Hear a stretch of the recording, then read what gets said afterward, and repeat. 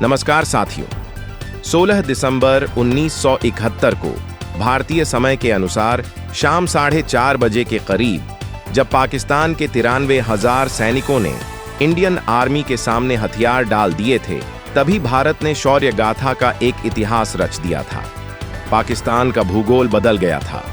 पूर्वी पाकिस्तान खत्म हुआ और बांग्लादेश नाम के एक स्वतंत्र देश का जन्म हुआ। अब विडंबना देखिए, जिस देश का जन्म भारत की वजह से हुआ, जिसे साकार करने के लिए हजारों भारतीय सैनिकों ने अपने प्राणों की आहुति दी, करीब 10,000 सैनिक जख्मी हुए, उस बांग्लादेश की सरकार के एक सलाहकार को उसी भारत से आपत्ति है। आपत्ति इस बात की कि भारत में विजय दिवस क्यों मनाया जा रहा है। आपत्ति इस बात पर कि पीएम मोदी ने विजय दिवस पर भारत के जवानों को याद क्यों किया। बांग्लादेश को मिर्ची शायद इसलिए लगी कि मोदी जी ने सैनिकों को क्यों याद किया। उनका निशाना कहीं और तो नहीं है, क्योंकि ये बात तो सही है कि आज के भारत की निगाहें कहीं और होती हैं और निशाना कहीं और। साथियों, भारत के प्रधानमंत्री मोदी जी ने जो ट्वीट किया है उसमें बांग्लादेश का कहीं जिक्र ही नहीं है। उनके ट्वीट में सिर्फ भारत के सैनिकों की वीरता और बलिदान को याद किया गया है, उनका सम्मान किया गया है। तो फिर बांग्लादेश को मिर्ची क्यों लगी? आप भी यही सोच रहे होंगे कि जब मोदी जी ने बांग्लादेश का नाम ही नहीं लिया तो मिर्ची क्यों लगी। तो चलिए हम आपको एक घटना की याद दिलाते हैं। एक समय जब मालदीव में सत्ता परिवर्तन हुआ था, तो वहां के नए नए शासक महोदय बड़ा भारत विरोधी अभियान चलाए थे। तब उस समय मोदी जी एक दिन अचानक से लक्षद्वीप पहुंच गए और समुद्र किनारे बैठकर बस इतना ही बोले थे कि यह बहुत अच्छी जगह है, यहाँ घूमने जरूर आइएगा। बस उनका इतना कहना और मालदीव का सारा पर्यटन लक्षद्वीप शिफ्ट हो गया। मालदीव मिमियाने लगा और बढ़ाने लगा भारत से दोस्ती के लिए हाथ। इसलिए बांग्लादेश को मिर्ची लगना कुछ हद तक जायज भी है, क्योंकि मोदी जी के द्वारा सैनिकों को याद करने पर भारत के सभी विरोधियों को डर लगने लगता है और मिर्ची भी लगने लगती है, तो बांग्लादेश को क्यों न लगे। साथियों, बांग्लादेश में कट्टरपंथियों की कठपुतली सरकार के कानूनी सलाहकार आसिफ नजरुल के कुतर्क पर आपको भी हंसी आ जाएगी, लेकिन इस बात पर रोना भी आएगा कि बांग्लादेश को आखिर ये हो क्या गया।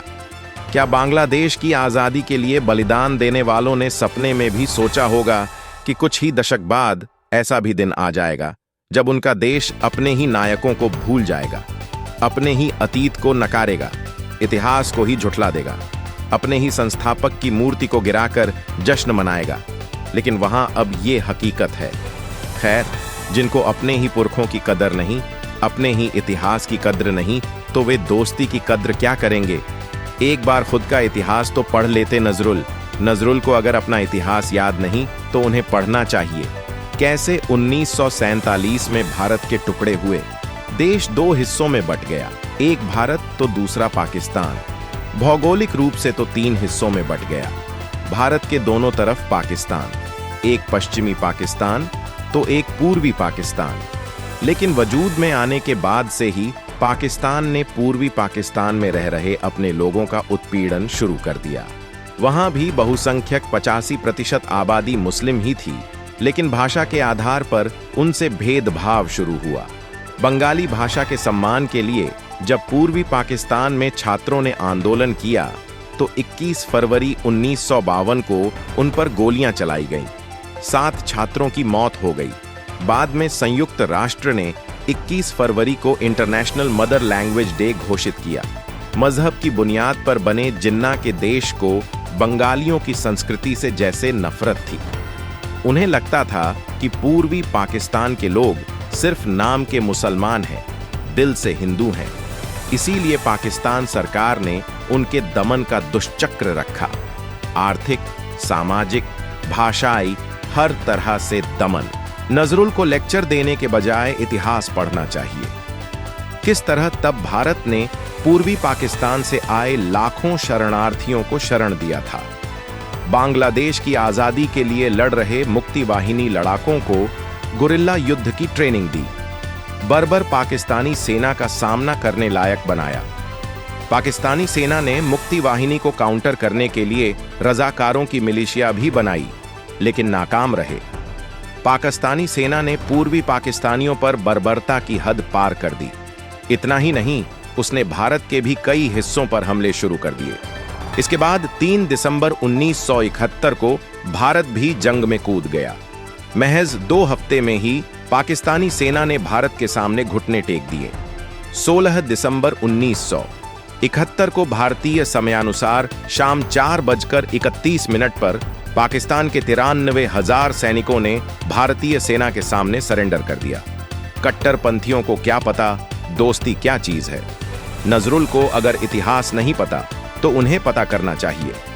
भारत के शौर्य के बिना बांग्लादेश का अस्तित्व नहीं होता।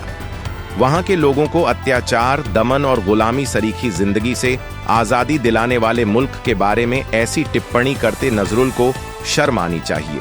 वैसे शर्म भी कैसे आएगी जो अपने पुरखों को भूल गए, अतीत को भूल गए, खुद पर पाकिस्तानी सेना के किए अत्याचारों को भूल गए, जो देश को आजादी दिलाने वाले नायकों की बूथ तोड़ने में गर्व कर रहे हैं। उन्हें लज्जा कहां से आएगी। बांग्लादेश जब आजाद हुआ तब रजाकार और तमाम कट्टरपंथी तत्व पाकिस्तान से आजादी नहीं चाहते थे।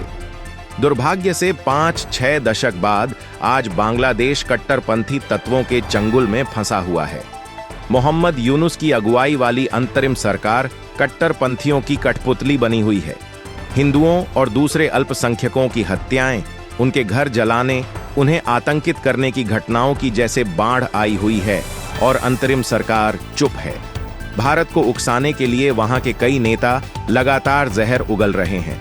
इन सब के बीच भारत अभी तक संयम बनाया हुआ है, लेकिन कट्टरपंथियों की कठपुतली बनी बांग्लादेश सरकार को भारत के सब्र का इम्तिहान नहीं लेना चाहिए। एहसान मानो या न मानो, दुश्मनी थोपोगे तो उसकी कीमत खुद की बर्बादी के तौर पर ही चुकाओगे। उम्मीद है अंतरिम सरकार को देर सबेर सद्बुद्धि आएगी। साथियों, आज के अंक में इतना ही। आपसे अनुरोध है कि इसी तरह की सटीक और विश्वसनीय खबरों के लिए हमारे चैनल को देखिएगा, लाइक कीजिएगा, शेयर कीजिएगा और सब्सक्राइब जरूर कीजिएगा। मिलते हैं अगले अंक में किसी और खबर के साथ। तब तक के लिए जय हिंद।